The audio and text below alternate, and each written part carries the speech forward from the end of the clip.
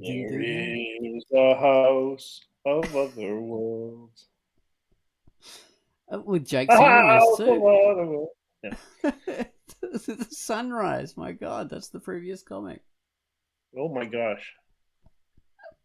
It's all connected. They call it the Jake Sunrise.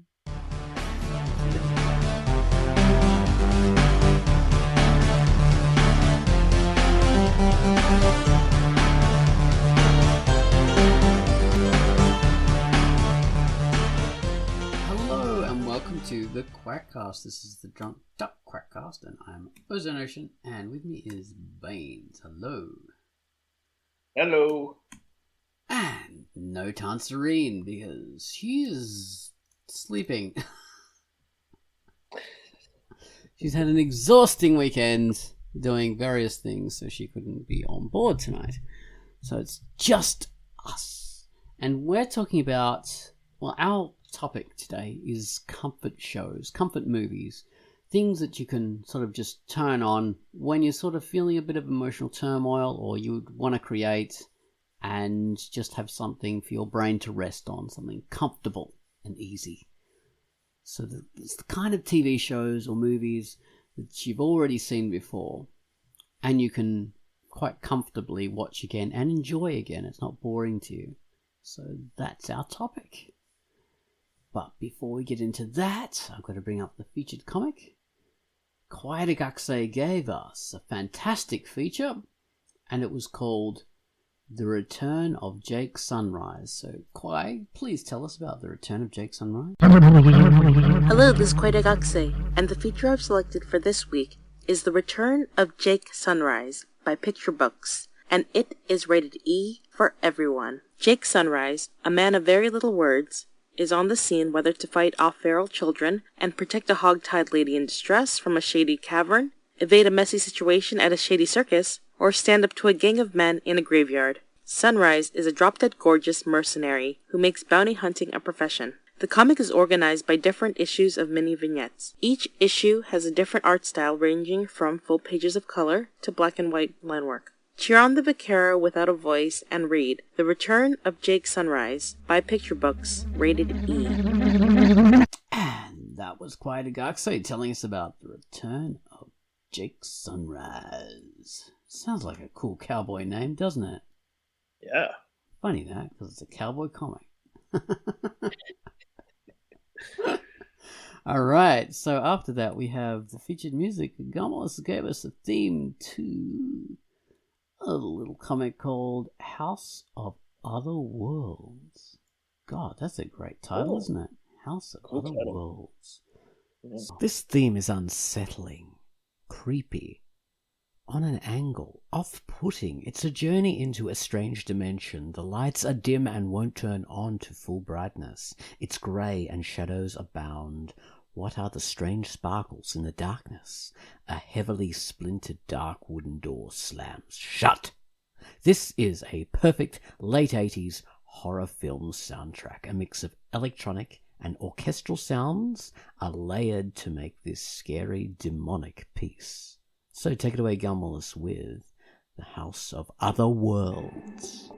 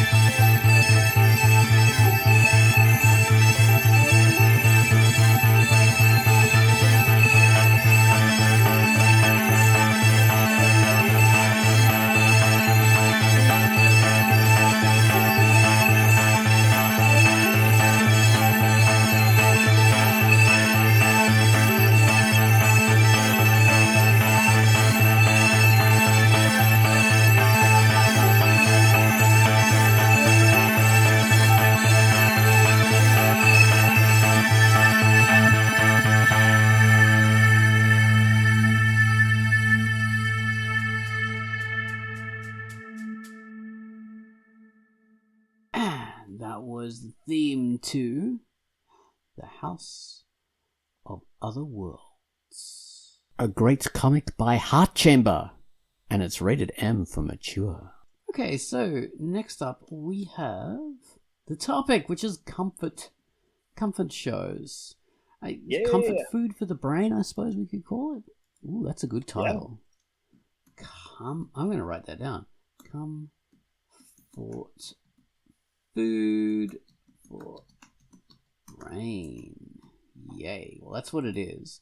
And what is comfort food for the brain? Well, according to me, it's movies and TV shows that you've seen before, that you liked enough to be able to watch again and again and again, not just once. So they don't send you to sleep, they don't bore you, you can keep on watching them, and it's just a warm, fuzzy thing. Just helps center you and feel comfortable. What about you, Ains? What's your feeling when you watch these ones? Well, what I originally used to do was I would smear macaroni and cheese on the screen.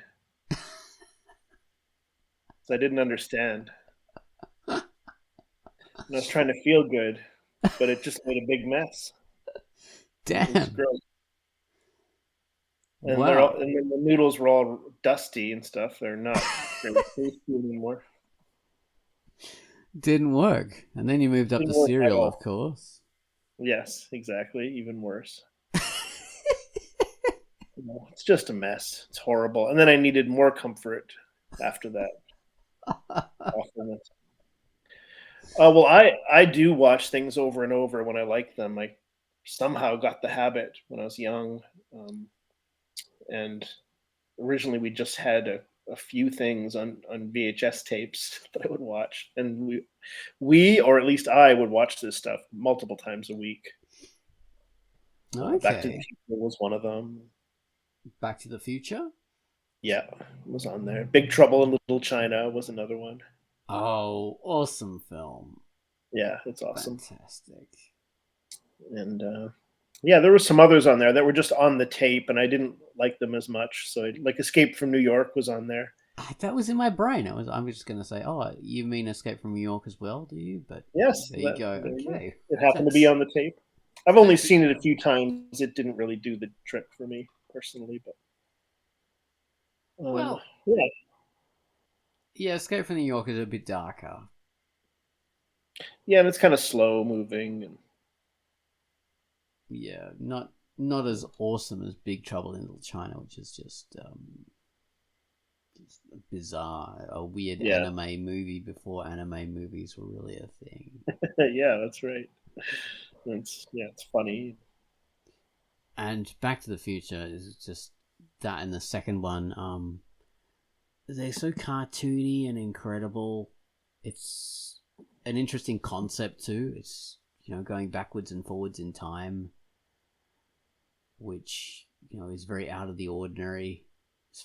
They're totally fantastic and weird and bizarre. So it's letting you into a whole new world, especially with the one in the future. So you get to see what an idea of the future would be like. So you're allowed to sort of play in a future world for a few moments. Yeah, I mean, and obviously the flying car and I was young and developing in the brain still when I was watching that. So part of it was like Marty was so. I mean, speaking of comfort and the sort of anxiety that might lead someone to want comfort, Marty was such a cool guy. Sort of his road was clear ahead of him mentally, Yeah, like, he sort of knew who he was and all this kind of. I mean, I don't think this is really prominent in the movie, but when you watch it hundreds of times, this starts to seep into your brain. He's just such a cool guy. I was like, oh, I wish I was that guy. Yeah, like he's there with his shirt and his weird sleeveless puffer vest and his jeans, playing guitar, being Mr. Cool. He's wearing suspenders, and I'm embarrassed to admit, I got clothes that very closely matched Marty. And it didn't make me any cooler. God. Marty. I befriended an old inventor. Oh dear. So, listeners, Rick and Morty. Well, the idea is that Rick and Morty was actually based on Back to the Future. Well, in reality, it was based on Baines. Right. And it was kind of meta version. Yeah. Oh dear. But yeah. He Michael J. Fox played that very cool, that character. Even though he would have been in his 20s by then, he's playing this. Yeah, he was a youthful-looking guy, but he. Oh, this is another topic or subtopic for some Quackcast someday, like how 20-somethings playing teenagers in all these movies actually works better, I think, than actual teenagers, because actual teenagers do look like kids, kind of, and maybe wouldn't really work in these stories as well as youthful-looking adults. True, because they haven't got that.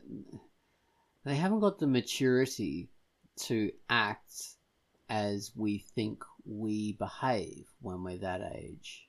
'Cause when we're teenagers and we're seeing ourselves externally, we're sort of imagining the kinds of things we do, the dramas we get involved in. We think we're super adult and mature, getting involved in all these amazing situations, even though we're not, obviously. But when you're doing a movie character, which is a stylized version, if you actually use a teen, then they're just being, that childish kind of person, which is the reality. The reality isn't what you want to see. You want to see the feeling of, someone being in that situation and how they think the whole thing's playing out, which an adult can do. Yeah. Which is a strange way of thinking about it, but it's true. It's true. Like actual teens in a lot of these kind of movies, it would just look so awkward. It's like, oh, if I want an awkward version, I'll just live my life. I won't have to watch a movie. Exactly. A lot of directors don't get that. Kids don't make the best actors for kid roles. Yeah. Obviously, you're not going to have 40-year-olds play teens. That's it's a bit awkward. The old what was it? What's that Scott... camp? That satire about camp, the last day of camp. Oh, that was awesome. That one. It was great. Long Hot Summer. Wet Hot American Summer. Wet Hot American Summer. Where they're all like 35 or 40 and they're playing camp kids. That's so funny. It was done so well. Or like I was thinking of Buscemi's character in 30 Rock when he disguises as a teenager in order to work out what they're thinking. Hello, my fellow teens. Yeah, the classic. Yeah. Oh dear. But yeah, comfort things. So, like, I have a big list of comfort movies that I am able to watch more than once. Recently added to the list is Jumanji. Welcome to Jumanji, which I can watch again, and I just watched that today. I think that's one of my comfort things. Love it. Nice. Scott Pilgrim versus the World. That's not only a comfort thing. That's like I would have a nice glass of wine when I watch that. I just love it so much. It's just a real joy. Conan the Destroyer. No, Conan the Barbarian. Why do I get those confused? You keep saying the sequel. That's funny. Conan the Barbarian. Jesus. Which I hated. And you're talking about the Jason Momoa version, right? Oh, God. I struggled through that a while ago. I actually watched that whole thing, the Jason Momoa one. I can't remember much of it. There's a lot of CG in it. It's not a bad film, but it's not really a notable one. No. Okay. Conan the Destroyer is the Conan, the the quintessential version. Right. Did I say Conan the Destroyer again?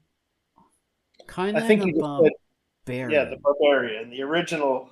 Yeah, with Exactly. It's a weird film, but it's very intellectual in a way, because it's very intellectual in a very simplistic way. It's doing the whole Nietzschean thing. It was by some weird gun nut director who, wanted to be a military guy but never was. He'd done the only other movies he'd done before that was basically a surfing movie. And he really loved he really liked one of the actors in this surfing movie who was a champion surfer, and he got him to be in Conan. So the main actors in Conan the Barbarian are, of course, Arnold Schwarzenegger, brilliant for the role. Then there's this guy who's playing like his Subutai. He's this surfer dude from this film. The director John Milius. No, he was the music guy. But he was someone who the director really liked. He'd never acted before. He'd just basically been in a movie about surfers. So he's in it. Then there's Sandal Bergman, who someone liked because they saw her performing in A Chorus Line, I think. okay. I think that was her movie, which that's a pretty freaking strange movie, and she has only a little tiny bit part doing some strange topless dance. So of that, she gets this role in this film, and those are the three principal actors. And then there's Mako, this awesome Japanese guy with his super deep voice. So he was just so incredible. So it's a very, very simple kind of cast. And of course, cannot forget the villain in that, Thulsa Doom, played by James Earl Jones, who is an amazing person. And his two sidekicks were gym buddies of Arnold's. Oh, wow. And cool. Some of the other actors, like the guy who plays Arnold's dad in the beginning, or Conan's dad, was this famous bodybuilding guy that Arnold grew up worshipping, that he just wanted to have him in the film. Oh, that's cool. He's perfect. Yeah. So yeah, it's a film with a lot of non-actors, except for, of course, James Earl Jones, who is incredible, and a really kind of intellectual kind of bent with this whole Nietzschean idea of the Superman, and it just works. It's simple and it's direct. It's a beautiful. Doesn't go too much into spiritual or magical kind of stuff. There is some magic in it, but it doesn't go too much of that. This humans reacting against humans in a very human world, with themes about jealousy and strength and struggling and hardship and growth. And it's just such a perfect, simple, fun film. Even though the director is very right-wing in his ideas and stuff like that, that doesn't really come through in the film. It's just a really, really good film. I love it. So yeah, so that's definitely one of my comfort ones. Conan. I mean, yeah, some of those ideas might fit well with the Conan story and the Conan character anyway, right? So if it's of course, it comes through, that sort of is appropriate for that. Yeah, character. It does. And it's not a proper version of Conan from the books either, but it does emotionally work. It does work thematically, even though it's not one for one. So, yeah. It's a big success, and it's still highly regarded. It's better regarded now than it used to be. So it's one of those kind of things. I can sort of say the same for Conan the Destroyer. In that it is sort of a comfort one, but it's more silly. So it's it's just a fun kind of comfort thing. Yeah, that's one I remember a lot better than the first one. I don't know Yeah. why, but yeah, I guess I was a little kid, and that was more appealing to my little kidness at the time. Oh, they definitely are. And of course, there's super hot Grace Jones. They're wearing almost nothing. Yeah, Grace Jones, very striking and like a unique look. Oh, she's incredible. Yeah, that's a fantastic film for fun. Yeah. There's Terminator 2 was a comedy. big comfort film for me. I watched it Okay. over and over and over again. Another Arnold movie, I everyone can knows. see that. Yeah, as dark as it gets, it's just it's so good. It's so satisfying on every Yeah. level. I can still watch it and love it, and I've seen it just dozens and dozens of times over the years. It's a well-structured story, Yeah, and like it has three main characters that it delivers on all of them in a very like impactful way. One of the great villains of all time in that movie, so or evil. antagonistic. Yeah, And it's the forces. best version of all the characters too. It's the best version of the Terminator. Yeah, He acts the best. He looks the best. Physically, he looks the part. He looks fantastic. yeah, But he speaks. He is the character in that film. He's not really. He in the first film he's like plays a robot and he is a robot, and there's nothing more. He's just wooden kind of doll. There's nothing to the character. yeah. But of course, in Terminator 2, he becomes a character. The Sarah Connor character in the first film, she's just a doll. She's just a damsel in distress. But Yeah.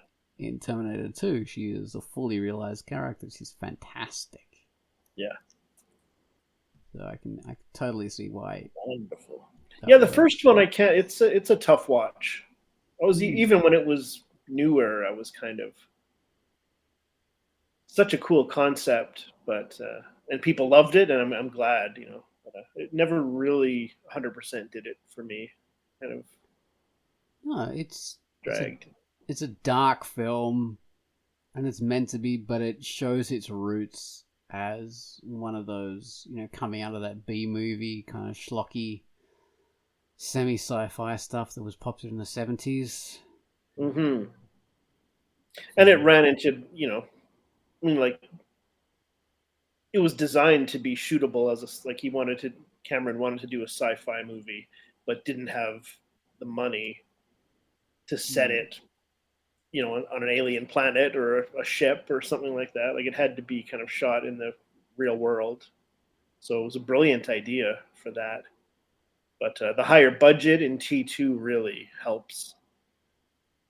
Oh yeah, Just everything looks great.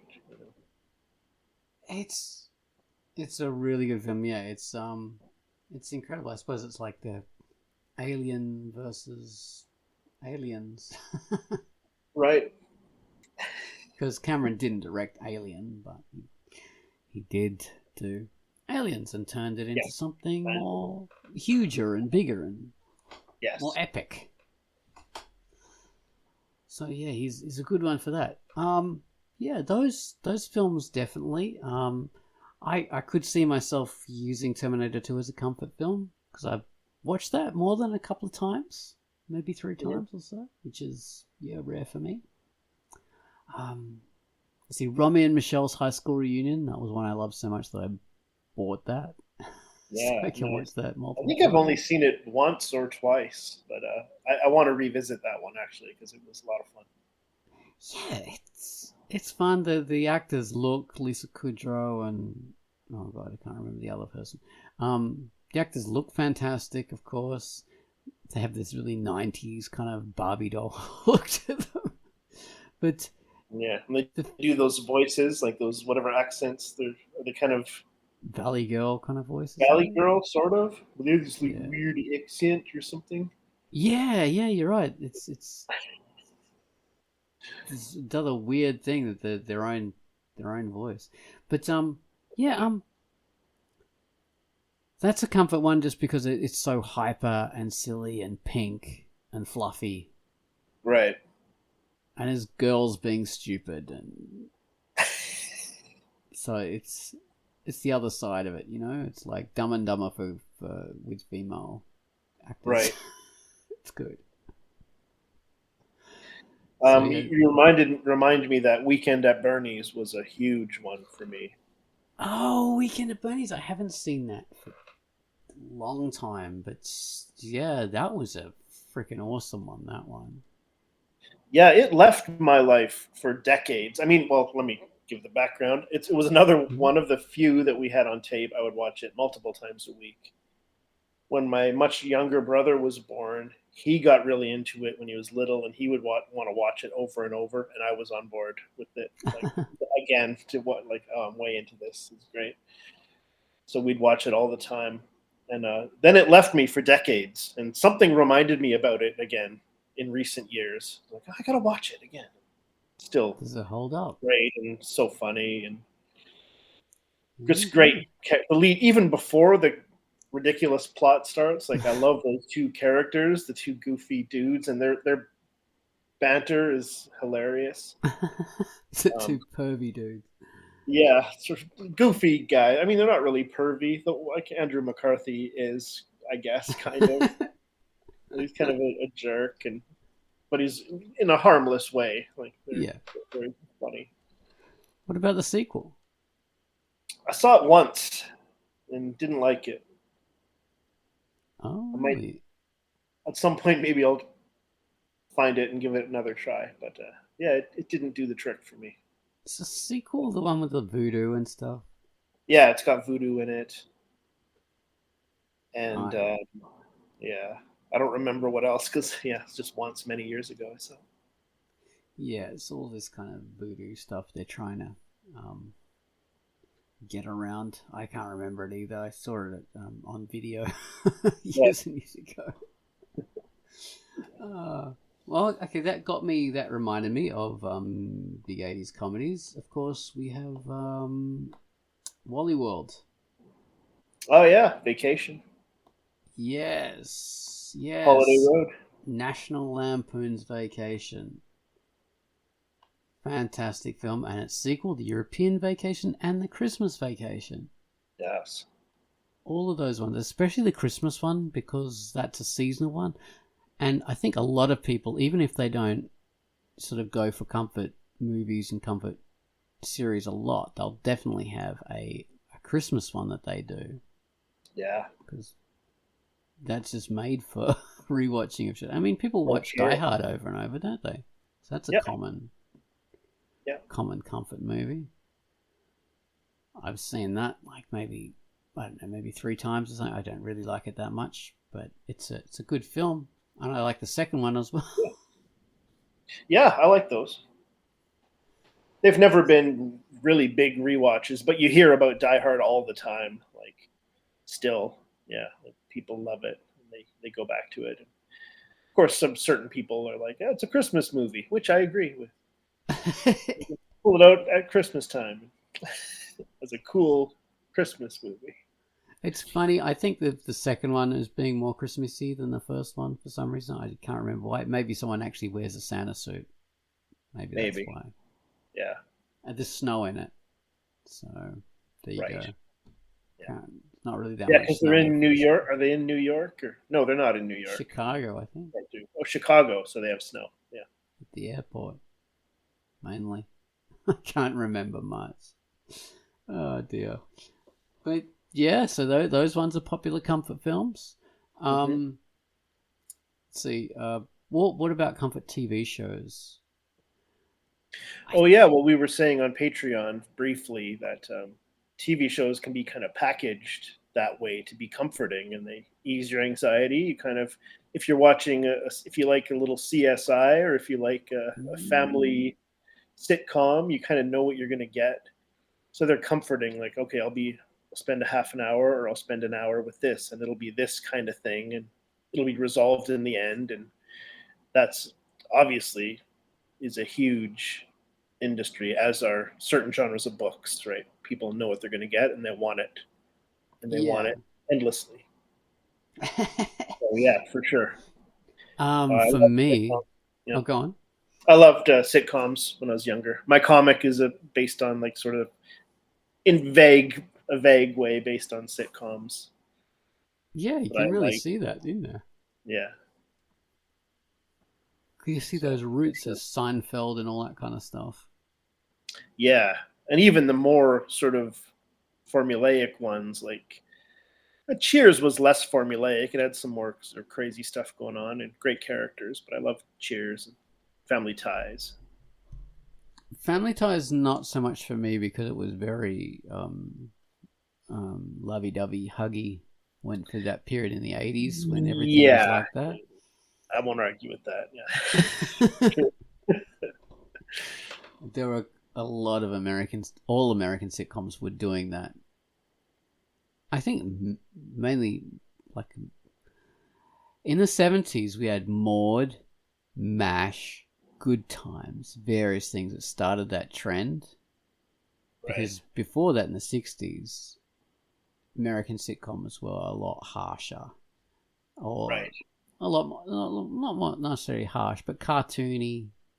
But into the 70s, we started to get this emotional stuff. And into the 80s, not until Married with Children. And I think of Married with Children as a huge, a sea change in the American sitcom world. That all changed again. And now we had harsh characters, and very cartoony characters from that point on. And I think, Seinfeld as well, but Seinfeld wasn't as cartoony and harsh as Married with Children. So I think a lot of people like to think of Seinfeld as, oh yeah, this is really, the touchstone of all, like, influenced everything down the line. I think Married with Children really was. Because you look at a right, lot of sitcoms today and they're way more kind of crazy than Seinfeld was, and they sort of marry up to Married with Children a lot more closely. right. That's how I feel anyway. Yeah, But yeah, so for me, well, the ones I grew up with, of course, would be like I don't know, I Dream of Jeannie, Bewitched, I Love Lucy, and they remained kind of comfort ones in a way. Although I did get a bit sick of them. Hogan's Heroes, right. I could go back to that. Even 1960s Batman. But these are shows that I was more watching as a kid. As an adult, The New Girl with Never seen it. Yeah, no, whoever that actor was with the big eyes. She's pretty good. You probably wouldn't enjoy it, but it is as kind of a comfort food for the brain kind of a show. yeah, The stakes aren't very high, and you can rewatch it and enjoy it, and sort of turn your brain off. right. So that's definitely one of them. What I don't know. Can you think of any modern series that you could do that Like with? I don't watch a ton of series now really anymore.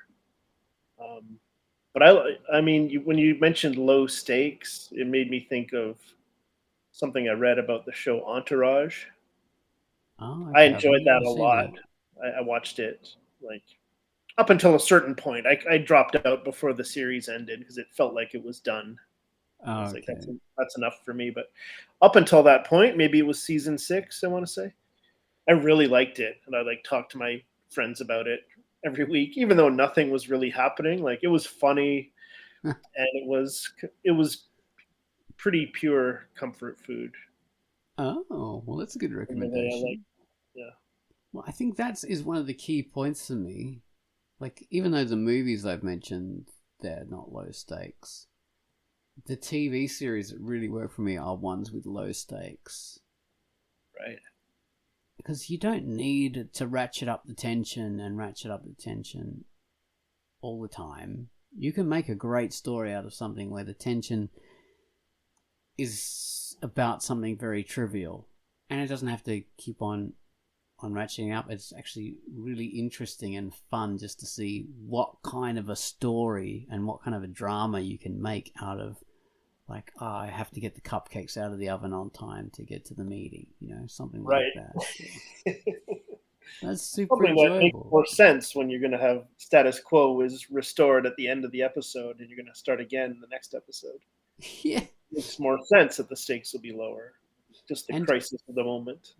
But even in something that's more high concept or more high stakes, like normally, like a sci-fi series, Mm-hmm. but one episode is just about something really simple, like, oh, Jake's trapped himself in the gun locker and can't get out. What are we going to do to open it up? We have to try all these different ways. And that's all the episode's about. Like, a lot of people might think of that as like a waste of time episode. Like nothing ever happens. That's just, they did that because they didn't have enough money in the budget to write something more,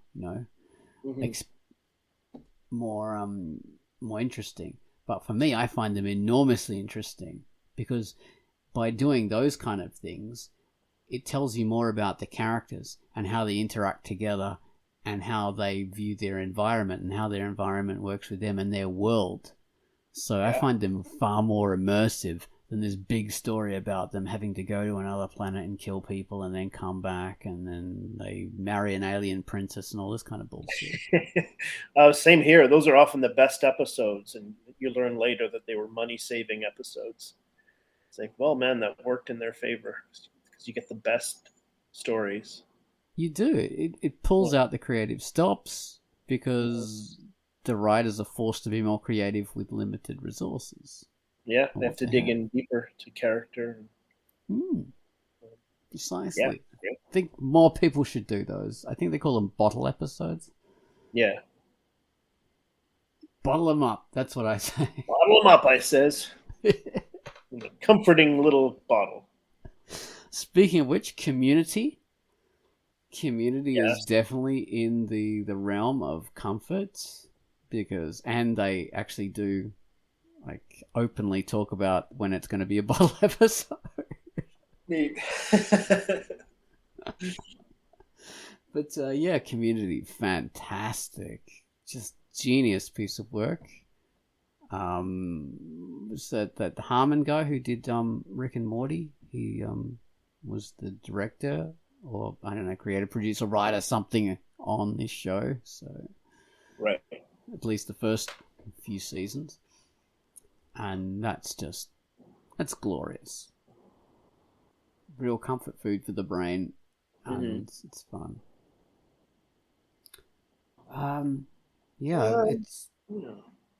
It's tricky to think of some more comfort series and comfort shows for the brain. Oh, The Office, the American version.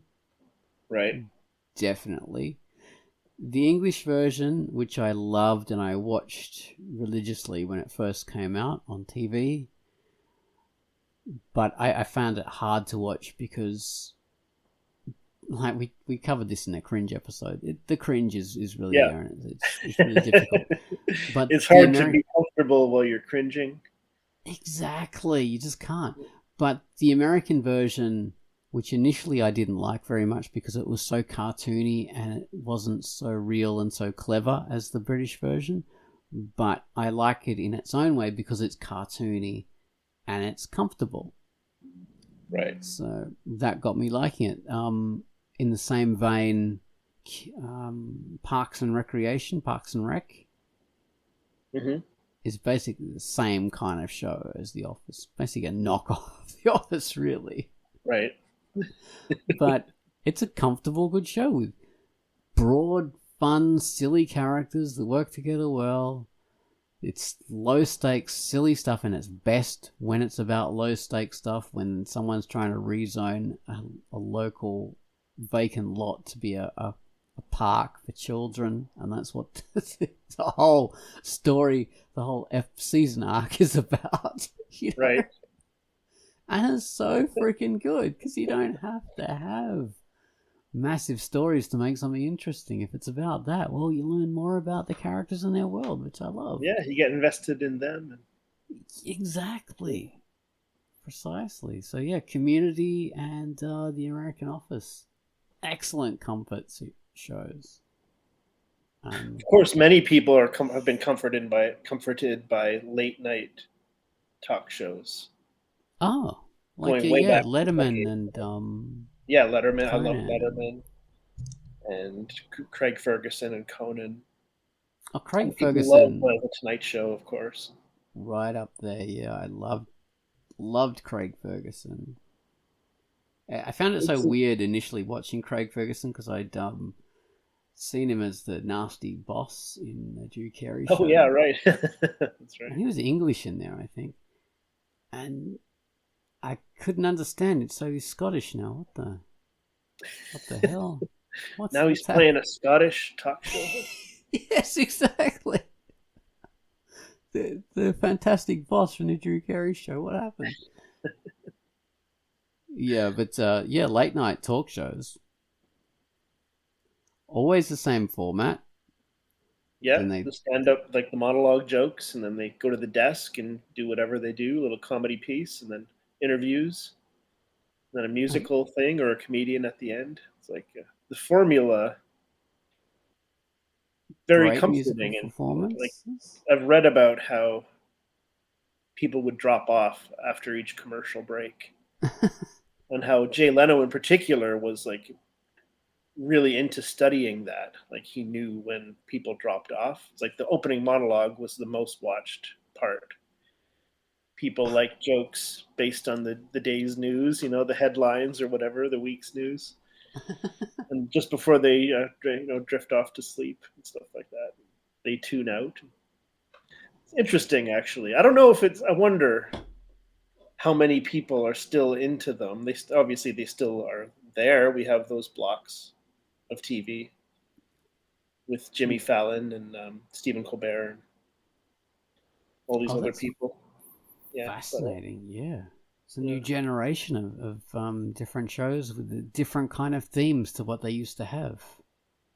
But I wonder how popular they are. Like I know it's fallen in the days of Johnny Carson. He was like the biggest star on the planet. He had the Tonight Show, and everybody watched it in America or whatever.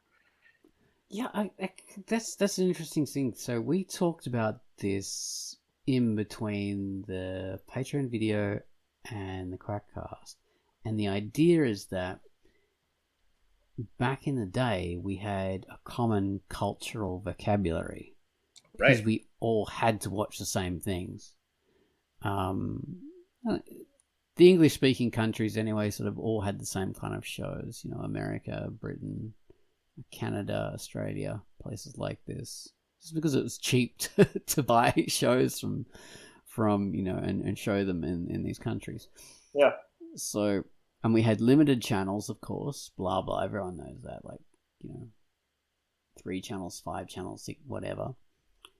And so we all had the same shows. They all be on the same particular times, and all your immediate friends and family would watch things together, or you'd all know, you all have watched the same thing the previous night, blah blah blah. And these days, like, I can talk to other people of my generation, Baines and people like this who grew up watching I Dream of Jeannie and Batman and reruns of all these same kind of things, all on, like, I don't know, Airwolf. The A-Team, stuff like that. If it was Werewolf, I would have watched that show. But he's still a pilot. Like, this is sounding good. Yeah. Better than the Teen Wolf. Yes. Sequel didn't even star Michael J. Fox. Horrible. Oh dear. But so we all had these cultural touchstones where we'd all watch stuff at the same time. So we all share a vocabulary, which was like a compulsory vocabulary almost, but we could all sort of know the same kind of references. Yeah. We have a culture like that we share. Exactly. Which isn't so common in subsequent generations. I mean, there's the generations through the 90s and through the early 2000s where that still existed, but now that's kind of started to go away. Yeah. With the the rise of streaming and entertainment on demand, pretty much. Yeah, well, and not to mention sort of internet content that's vetted less or not vetted, that different Yeah. groups of people are really into. Yeah, so the quality isn't maintained there anymore. It's not curated, or didn't have to pass a lot of gatekeepers. And people say, well, that's a good thing that it didn't get stopped by gatekeepers, and that is a good thing. Like webcomics wouldn't exist, for example. But it also means you're not getting only the top tier stuff, which there's a lot of stuff gets through. And now, like many people have pointed out, how now people take in, with algorithms and with sort of divisiveness that leads to this, or that is being fed by this, like everyone's sort of Good finding point. their own pockets of what messages comfort them, whether it's politics or entertainment or whatever. Like people get into these pockets, like these smaller groups and stuff like that. It gets balkanized. Yes, Captain. It's not logical. Sorry. Yeah, and I don't know. Yeah, it's interesting. That's a good point. Yeah, because say that's another thing about the entertainment back in the day would have had to been vetted for neutrality. So it couldn't be pro right wing or pro left wing, or advocating for this political stance or that political stance. It had to be as neutral as it could be in order to appeal to the widest possible audience. So people would say, well, the audience. Yeah, that made it a bit banal and anodyne. Yeah, well, maybe it did. But it also meant that it wasn't like playing to the crowd or directing you in certain ways. And like you say, Baines, this kind of modern stuff is, which means like it can't, not everybody can enjoy it the same way. Not everybody can have the same cultural vocabulary anymore. That's been broken, not only by streaming but also by that. Yeah, because they cater to niche or more niche beliefs. Yeah, that's a really good point. Yeah. But I don't know. That being said, this is old fogey stuff, I suppose. But that being said, there are modern things produced today that still obviously fall into the comfort stuff. Like I say, the Jumanji, Welcome to Jumanji, that was only produced a couple of years ago. There it is in my comfort bank. And there's stuff I watch online that's very comforting. Not everyone watches it. And this applies to many of us, I'm sure. Like we have stuff we like that a lot of people won't know about it. And then there'll be a smaller group of people who are just as into it as you are. So that's eternal. Like comfort, wanting comfort, psychological comfort. Of course, that's human. That's human. That's forever. Find that stuff where we find it. Yeah, that's why people have always had Christmas movies. I enjoyed them and got used to them and wanted to see them again. Yeah, because they've seen them once, they know what they're going to get, and they miss those parts of them. They want to see those. Like some of my favorite Christmas movies were not Christmas movies, but they were played at Christmas with things like The Great Race, The Magnificent Men and Their Flying Machines, and Mad Mad World. Okay. Very similar themed movies. All things I've never seen. Speaking of common culture, yeah. You haven't seen those? No. Well, it'd be interesting to see if you could. Maybe we should do a Quackcast where we watch one or two of those. The Great Flying Machines. Interesting. The interesting thing about all those films were they were made with all the stars at the time. Right. Like all the comedy stars. Yeah. What was the Great Race and Magnificent Men? They were with British stars. I don't really remember them well enough because they haven't been on TV for ages. I haven't seen them for ages. What was the other one I mentioned? Mad. Mad. Yes, yeah. Which is like Cannonball Run, pretty much. Right. It really is like Cannonball Run was obviously based on that kind of thing. If not directly, it was, spiritually based on that. It's an incredible, bizarre, wacky thing with all the massivest stars from the back in the day, and it was just, it's glorious. Nice. Pretty, that's one that I meant to see. That's of the ones you just listed. That's the only one I've ever heard of. It can be hard to watch too because it's quite dated. Yes. There's a lot of mother-in-law jokes and things. And they really go hard on the mother-in-law. Yeah, I told that to my mother-in-law. Yeah. That's so cringeworthy. But the stars, they put in a great performance. I think Tony Curtis is awesome. I'm pretty sure he's in it. And he might also be in the Magnificent Men, the Flying Machines, or the Great Race. I don't know. He's in everything. He's an amazing guy. Oh dear. But yeah, that was father? Yes, I was just thinking about that. Jamie Lee. The sexy Jamie Lee, well, at least she was back in the day. Oh my god. An amazing woman. Who's almost always had short hair because she doesn't look good with long hair. It's odd to see her with long hair, yeah. Yeah, a great long cow face. She made short hair sexy because it was the only style that worked for her. Oh dear. There's not too many comfort films with her in that, I guess. No, I mean, I love Halloween, but I wouldn't call it a comfort film. No. Weirdly enough, as non, I don't know what people would say to this, but Friday the 13th, some of those are definitely comfort films for me. Really? Yeah, right. Part 2. I like Back to the Future 2. I like Terminator 2. I like Friday the 13th Part 2. I like sequels, apparently. They're comforting. You've got a lot of 2s. Yeah, a lot of 2s. Interesting. Labyrinth, I was just thinking about that because it's on a slightly weird front. I like Labyrinth too. It's my favorite. Of course you do. I don't even know if there is such a thing, but yeah, just joking.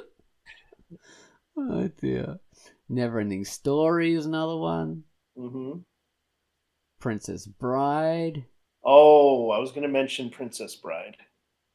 One of the greats. And this is something I've meant to tell you. Like, I was going through my comic some point fairly recently and just remembering and realizing, sometimes like just realizing it for the first time, like how much of that movie is in my comic over the years. Like ideas and approaches and like sort of situations that are taken right from The Princess Bride. It shows up all over in my comic. Very, very strange. Well, I suppose you do have the giant characters for a start. Yes. So there's some stuff with the giant characters I'm like, oh, that's a Princess Bride reference. Oh, man. I realize. Oh, dear. That's incredible. Okay, so I'm going to have to add Typical Strange to the comfort roster and go through that. Pick up on all the references. Well, I don't know how subtle they are. I got a lot of pages. I can find them for you if you want. Well, it's like Pinky TA. I don't know what the crap is in most of those pages because there are so many, and when I reread them again, I go, "Oh my god, there's this influence, there's that influence, this influence." Yeah, and it's all writ large on the page. I didn't even know it was so huge. Like, I mean, that's got to be a byproduct of comfort watching and comfort reading. That this stuff makes its way into your brain. Yeah. Now, when you're making a comic, it just kind of shows up. Oh, very much so. Yeah. Yeah, and it's good that it does. That's cool. It's good. I mean, you can see that in other people's works as well. You can see, oh, there's their influences. That's what they must have been comfort watching. For sure. Yeah. But yeah, I don't know, the comfort watching thing. I think it's an interesting topic, and it's good to sort of talk about each other's comfort movies, and maybe we will give someone else some inspiration to go back and enjoy some comfort shows, or maybe tell us what their comfort shows were, so we can add some more shows to our rosters. Yeah, let us know. There's a comment section there. Please tell us. What's Everyone always says this on podcasts. I'd like to know, what are your comfort films? What are your comfort shows? Let me know in the comments. And make sure to buy a little square of land in Scotland while you're at it. Oh, God, yes. Established titles. You could be like Lord Baines, Lady Tanserine. You will have legal authority to slay people. I don't know what they get with that. Apparently nothing, but it's fun. To practice noblesse oblige. And they're not sponsoring us either, so we shouldn't be giving them. We're being sponsored by FTX. So go buy up some crypto. Yes. Oh, Jesus, the crypto. Oh, buy up all the crypto. Yeah. All right. So thank you very much for listening to our Comfort Cast. Thank y'all. I'm going to be dead tomorrow because I have to go to bed Oh. and then get up and go to work and then edit this Quackcast. So I'm sacrificing for you guys. It's almost 3 in the morning. Oh, dear me. All right. Bye-bye, everyone. Bye-bye.